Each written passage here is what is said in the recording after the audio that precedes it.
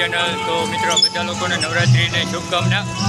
ને અત્યારે આપણે હાલ તો સાવરકુંડલા શહેરમાં આપણે જયશ્રી ટોકીઝની બાજુમાં આવેલા છે અને ત્યાં ખૂબ સરસ મજાની રાસ મંડળી પણ ચાલી રહેલી છે। તો આપણે લાઇટ ડેકોરેશન ને એ પણ જોઈશું અને કઈ રીતનું છે તો આપણે લાઈવ સીધા આપણે દર્શન છે, મૂર્તિ વચન છે અને ત્યાર પછી આ પાછળની સાઈડમાં છે તો બેકગ્રાઉન્ડ તમે જોઈ શકો છો લાઇટિંગ છે।